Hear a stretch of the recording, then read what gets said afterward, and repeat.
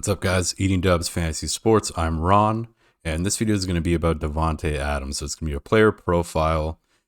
This series is basically just me breaking down wide receivers, running backs, quarterbacks, tight ends.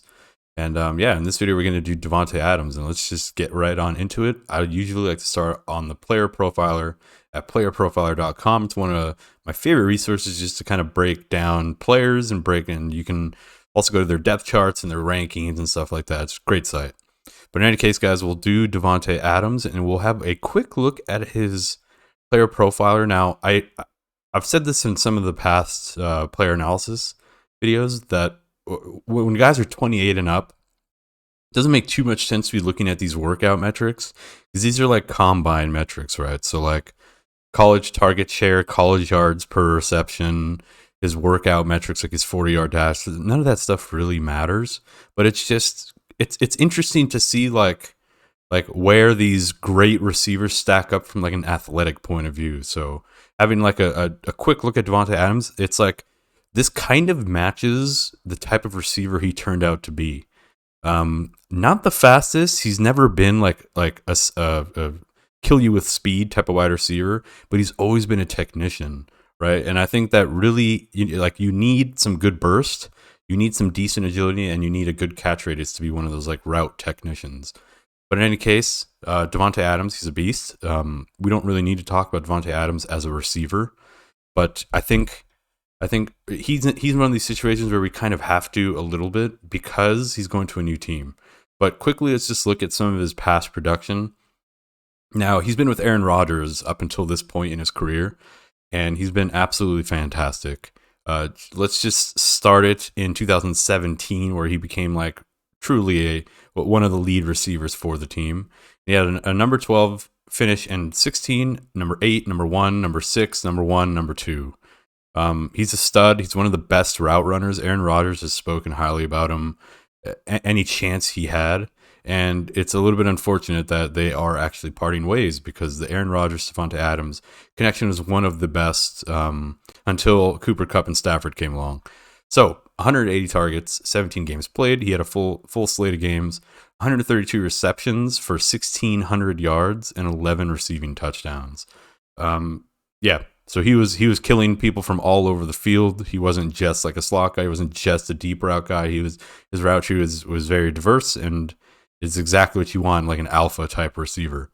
Quick little side note: I actually like drafted Davante Adams in I think like 2019. That was like a down season for him.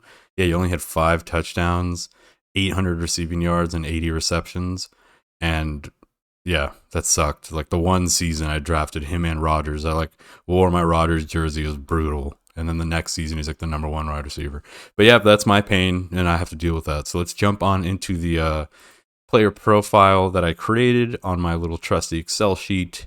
And let's start from the top. So I like to start with the pros, then end with the cons. So Davante Adams, wide receiver. This should actually be Oakland now. We'll do Oak. Oh, it's actually LV. Wow. What do you know? All right, so teams up with his old college quarterback, Derek Carr. So that's a little bit exciting. I don't know how much that matters at this point, but I think that when a wide receiver goes to a new team, chemistry is always like an issue, or it's always a fear that people have. And I think because he's teaming up with someone that he's already familiar with, and seemingly they have some rapport, I think that should quell some of your angst, some of your fear about the potential chemistry issues that they might have. And just moving down the list. So Derek Carr was actually 5th in pass attempts in 2021. So as much as people like to think that he's like a dink and dunk type of guy, and the Raiders were a dink and dunk offense, they actually aired the ball out pretty well. And they actually outperformed the Packers offense, the Raiders, I mean, in terms of like yardage and pass attempts. So I don't know how much that matters. I mean, the Green Bay Packers had substantially more touchdowns. I think like 12 touchdowns more than the Raiders did. But yeah, so it goes to show that they're willing to pass the ball. And I think another thing that's I would consider a pro is kind of that the division is going to be pretty tough. The AFC West is going to be absolutely stacked. Every team is a Super Bowl contender, in my opinion. And I think that makes for some good offensive production. I have no stats to back this up, but it's just a feeling that I have, that competitive divisions tend to lead to competitive games and tend to lead to teams not playing conservative football, not just running the ball, bullying on smaller, shittier teams. Like the AFC South, for example, like we just see the Colts, like when the Colts were good, we're just like trouncing the Titans, the Jags, the last team escapes me, and the Texans.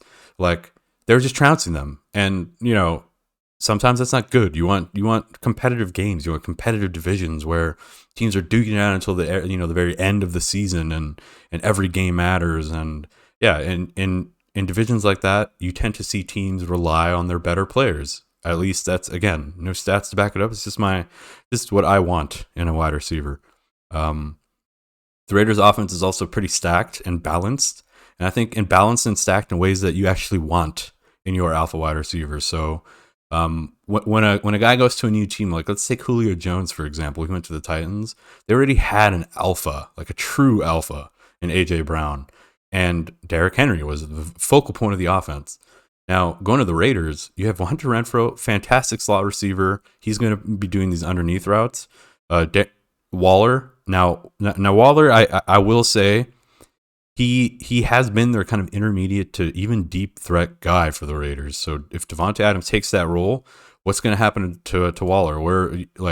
Where's he going to manufacture all those targets that he had in Green Bay? And now let's move into the cons, actually, on that note. So there's some uncertainty if that awesome volume he had with Green Bay is going to persist. So last year he had 180 targets and he was second in PPR points. How is he going to be able to do that with Vegas? Like you're talking about Darren Waller, who's like a 130 plus target guy. Hunter Renfrow, I don't know his exact target volume. I think it was like 120.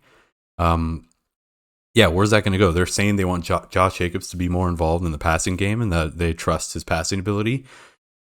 Yeah, we'll see. And then yeah, we're gonna have to wait and see. And where all those targets going to go, we don't know.